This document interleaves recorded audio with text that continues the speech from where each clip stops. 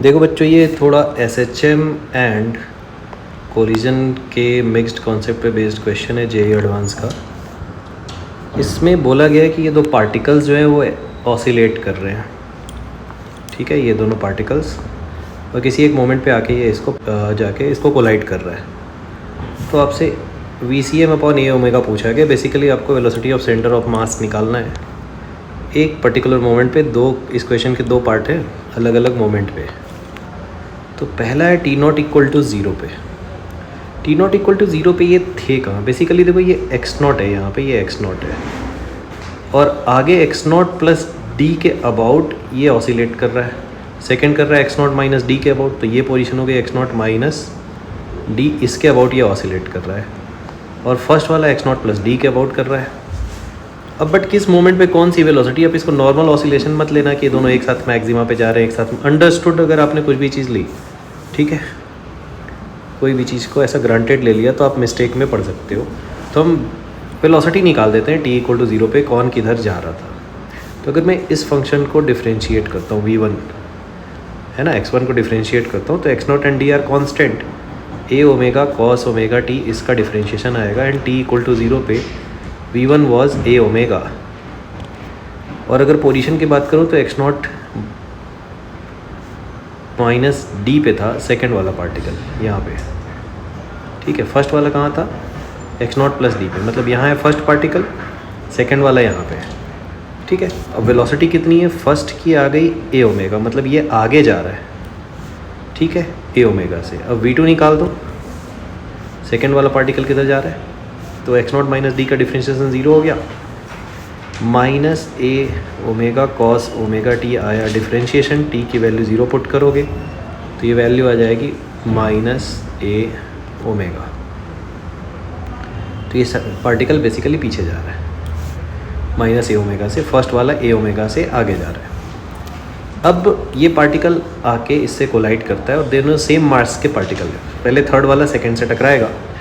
Same mass के particle जब perfectly elastic collision करते हैं, ठीक है, इलास्टिक कोलिजन लिखा हुआ है, सो उनकी वेलोसिटी इंटरचेंज होती है। मतलब अब हुआ क्या कि सेकंड वाले पार्टिकल को मिल गई बच्चों वेलोसिटी जो पहले थर्ड पार्टिकल की थी, दैट वाज u0। तो इसको वेलोसिटी मिल गई u0। और फर्स्ट पार्टिकल किधर जा रहा है? फर्स्ट वाला तो A से आगे जा रहा है। इस u0 की वैल्यू ही क्वेश्चन में गिवन है, A/2। तो क्वेश्चन क्या हो गया? क्वेश्चन फिर अब तो ये बहुत ही मेंस नीट लेवल का क्वेश्चन हो गया कि दोनों पार्टिकल की वेलोसिटी गिवन है, सेंटर ऑफ मास की वेलोसिटी निकालो, ठीक है। तो लास्ट में मैं इसको थोड़ा समराइज़ भी करूँगा, थोड़ा ध्यान से देखना। m1 v1 + m2 v2 divided by m1 + m2, यही फॉर्मूला होता है सेंटर ऑफ मास की वेलोसिटी का। तो ऊपर आ गया 3/2 ma, नीचे है 2m। तो बेसिकली अगर आप m को कैंसिल कर दो तो VCM की वैल्यू है 3/4 A। सो VCM/A जो आपसे पूछा गया है वो है 3/4, which is 0.75, and that is your answer. तो आराम से समझो, इसको मैं थोड़ा समराइज़ कर देता हूँ कि इसमें करना क्या था आपको।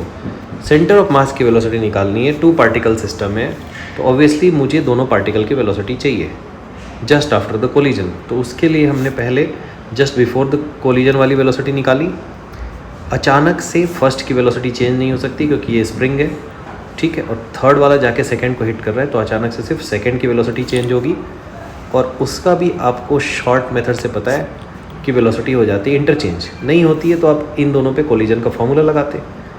वेलोसिटी इंटरचेंज पता है, इसलिए आप डायरेक्टली इसको इंटरचेंज करा दे रहे हो, ठीक है। तो उससे आपको दोनों पार्टिकल की वेलोसिटी मिल गई जस्ट आफ्टर द कोलिजन। फिर आपने velocity of centre of mass का फॉर्मूला अप्लाई कर। Now coming to the second part.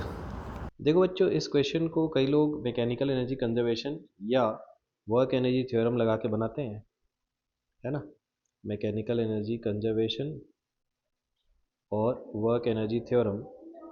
मैं इसको आपको बता रहा हूँ विदाउट अप्लाइंग दीज, क्योंकि इसमें बच्चों को थोड़ा कन्फ्यूज़न होता है कि π/2 पे पार्टिकल की एनर्जी कितनी होगी, स्प्रिंग की एनर्जी कितनी होगी। तो मैं आपको बता रहा हूँ इसको दूसरे मेथड से, जिसमें आपको बस ये कॉन्सेप्ट याद रखना है कि जब SHM में एक पार्टिकल की वेलोसिटी एक्स पोजीशन पे हम निकालते थे तो वो आती थी omega under root A square minus x square. बस इसका भी मैं यूज़ करूँगा पाई बाई टू ओमेगा पे। यहाँ पे देखते हैं पिछले क्वेश्चन के जैसे पार्टिकल था कहाँ पे। तो फर्स्ट पार्टिकल जो था, अगर पाई बाई टू ओमेगा पे मैं ओमेगा टी की वैल्यू निकाल दूँ तो टी की वैल्यू लिख दूंगा पाई बाई टू ओमेगा, क्या आएगा पाई बाई टू, तो साइन थीटा की वैल्यू हो जाएगी 1। सो बेसिकली फर्स्ट पार्टिकल था, ये अगर वैल्यू साइन थीटा की वैल्यू 1 होगी तो X naught plus D plus A पे था। ये एक्स नॉट है, लास्ट क्वेश्चन में हमने देखा था ये एक्स नॉट प्लस डी है।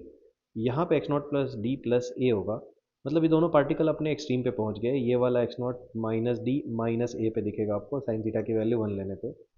तो इसका मतलब ये दोनों पार्टिकल अपने अपने एक्सट्रीम पे थे। ठीक है, ये पार्टिकल इधर था, ये पार्टिकल इधर था। आप वेलोसिटी निकाल के चेक भी वैसे कर सकते हो, जीरो ही आएगी। ये ए ओमेगा कॉस ओमेगा टी आएगा। ठीक है, ओमेगा टी की value 90 degree pi by two रखोगे तो ये भी जीरो आएगा, ये भी जीरो आएगा। तो ऑब्वियसली दोनों पार्टिकल एक साथ एक्सट्रीम पे थे और दोनों की वेलोसिटी थी जीरो। नाउ ये स्प्रिंग से ऐसे अटैच थे, इस कंडीशन में थे पार्टिकल। अभी टकराने के साथ वेलोसिटी इंटरचेंज हुई तो इसको वेलोसिटी मिल गई कितनी, यू नॉट। अब देखो इसकी वेलोसिटी अलग है, इसकी वेलोसिटी अलग है, तो इस पूरे क्वेश्चन को मैं सॉल्व कर दूंगा सेंटर ऑफ मास फ्रेम में। सेंटर ऑफ मास की वेलोसिटी अभी कितनी है, सेंटर ऑफ मास की वेलोसिटी होगी, ये पार्टिकल को इंटरचेंज होने के कारण वेलोसिटी मिली है यू नॉट, तो होगी एम यू नॉट प्लस ये वाला पार्टिकल जो है वो रेस्ट पे है divided by m plus m. तो यू नॉट बाई टू से सेंटर ऑफ मास जा रहा है। अब थोड़ा अच्छे से आप समझना, सेंटर ऑफ मास यहाँ कहीं पे है और वो जा रहा है यू नॉट बाई टू से, और ये पार्टिकल यू नॉट से जा रहा है, और ये फर्स्ट वाला पार्टिकल है जीरो वेलोसिटी पे। सो सेंटर ऑफ मास के रेस्पेक्ट में, जैसे यू नॉट बाई टू है, सेंटर ऑफ मास के रेस्पेक्ट में मोशन दिखेगी कैसे, इसको मैं अलग से ड्रॉ करता हूँ। सेंटर ऑफ मास खुद जा रहा है यू नॉट बाई टू से। अगर यहाँ ऑब्जर्वर एक आ जाए यू नॉट बाई टू से जाता हुआ, तो ये जो यू नॉट वेलोसिटी है ये इसको दिख जाएगी यू नॉट बाई टू। थोड़ा समझो, अगर जिनको क्लियर नहीं है तो आप ऐसे लिखोगे velocity of two with respect to centre of mass, so velocity of two minus velocity of centre of mass, ऐसा भी आप समझ सकते हो। और विजुअलाइजेशन थोड़ा क्लियर है तो आप यहाँ समझ जाओगे कि ये खुद जा रहा है यू नॉट से और सेंटर ऑफ मास जा रहा है यू नॉट बाई टू से। सो सेंटर ऑफ मास पे बैठ जाओगे तो आपको वेलोसिटी इसकी यू नॉट बाई टू दिखेगी, और जीरो वाला आपको दिखेगा minus you naught by two से पीछे आता हुआ। तो ये कहानी हो रही है सेंटर ऑफ मास के रेस्पेक्ट में। अब सेंटर ऑफ मास के रेस्पेक्ट में हमारा क्वेश्चन क्या बन गया कि कोई भी पार्टिकल कितनी डिस्टेंस पे है।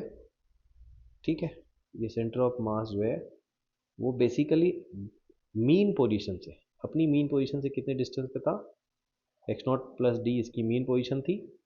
ठीक है, फर्स्ट या सेकंड दोनों की बात कर लोगे तो वो था ए डिस्प्लेसमेंट पे, ए डिस्प्लेसमेंट पे।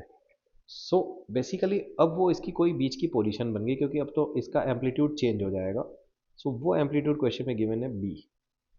ठीक है, तो हमने क्या देखा है कि किसी भी पोजीशन पे अगर वेलोसिटी v होती है तो ये रिलेशन होता है omega under root A square minus x square.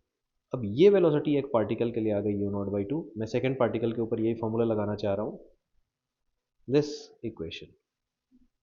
तो उसकी वेलोसिटी मैंने ले ली यू नॉट बाई टू। ठीक है, ओमेगा में कोई चेंज नहीं आएगा क्योंकि वो स्प्रिंग और मास पे डिपेंड करता है।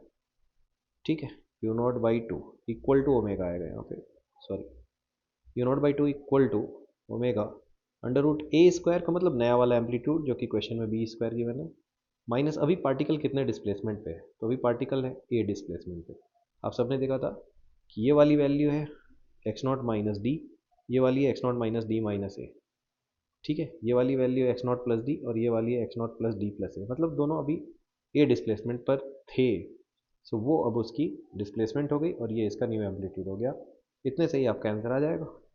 यहाँ से आप अरेंज करोगे तो बी स्क्वायर माइनस ए स्क्वायर आएगा you not upon two omega का होल स्क्वायर। अब इसको थोड़ा सा अरेंज कर लेते हैं, यहाँ से मुझे बी स्क्वायर निकालना है, so that will be A square plus you not की वैल्यू कितनी है, यू नॉट क्वेश्चन में गिवन है ए ओमेगा बाई टू।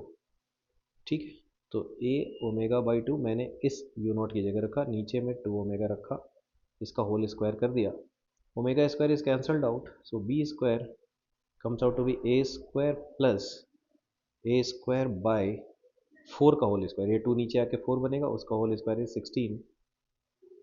तो यहाँ से मुझे ये बी स्क्वायर की वैल्यू मिल गई।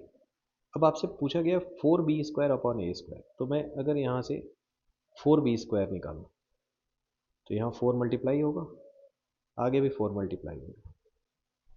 और अगर मैं इसको 4b² अपॉन ए स्क्वायर निकालूँ तो हो जाएगा ए स्क्वायर यहाँ कैंसिल, 4 प्लस 1/4 आएगी value, which is 4.25 and this is your answer. तो अगर आपको एनर्जीज कंसिडर करने में प्रॉब्लम होती है कि भाई पोटेंशियल एनर्जी कितनी है, काइनेटिक कितनी है, एक्सट्रीम पोजीशन पे कितनी है, तो आप ये मेथड यूज़ कर सकते हो। और अदरवाइज आप चाहो तो मैकेनिकल एनर्जी कंजर्वेशन से भी इसको कर सकते हो।